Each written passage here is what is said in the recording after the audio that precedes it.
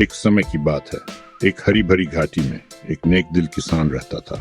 उसका दिन अपनी फसलों और जानवरों की देखभाल में बीतता था। एक दिन जंगल से वापस आते समय उसे कुछ अनोखा दिखा। अरे ये क्या, एक छोटा सा शेर का बच्चा अकेले यहाँ। किसान, जो बहुत ही दयालु था, उस बच्चे को अकेला नहीं छोड़ सका। चलो छोटे, चलो तुम्हें घर ले चलते हैं और खाना देते हैं। और इसलिए किसान उस बच्चे को घर ले गया, उसे दूध, पानी और ढेर सारा प्यार दिया। अब तुम्हें कहाँ रखूं? तुम अभी भेड़ों के साथ रह सकते हो। किसान ने उस बच्चे की पूरी देखभाल और ध्यान से परवरिश की। दिन हफ्तों में बदल गए और हफ्ते महीनों में। बच्चा बड़ा हुआ, लेकिन जैसा आप सोच रहे हैं वैसा नहीं।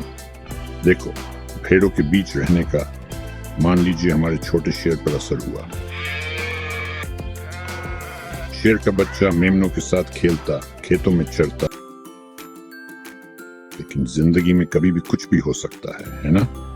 एक दिन एक जोरदार भूखा शेर देखकर भेड़ें भागने लगी, आने लगी, और शेर भी।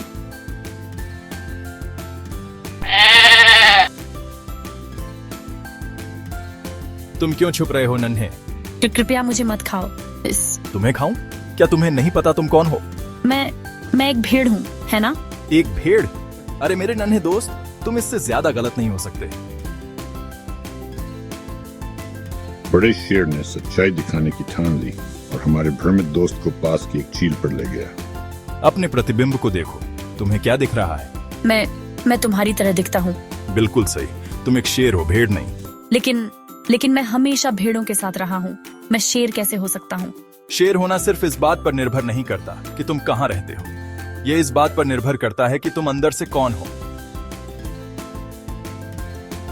और फिर कुछ जादू ही हुआ। अब मेरे साथ दहाड़ो। और वो नन्हे शेर की दहाड़ पूरी घाटी में गूंजी, जिससे पेड़ों पर बैठे पंछी उड़ गए। उस पल सब कुछ बदल गया। मैं सचमुच एक शेर हूँ, भेड़ नहीं। धन्यवाद, बहुत बहुत धन्यवाद। मुझे धन्यवाद क्यों? मैंने तुम्हें बस वो दिखाया जो तुम पहले से ही थे। मैंने एक भेड़ को शेर में नहीं बदला, मैंने बस एक शेर को याद दिलाया कि वो एक शेर है। और यही मेरे दोस्तों हमारी कहानी का सार है। ये कुछ नया बनने के बारे में नहीं है, बल्कि ये जानने के बारे में है कि तुम असल में कौन हो। हमारे शेर की तरह हम ईस्टर, कभी कभी हमें बस एक छोटी सी याद दिलाने की जरूरत होती है, इसे दहाड़ने के लिए।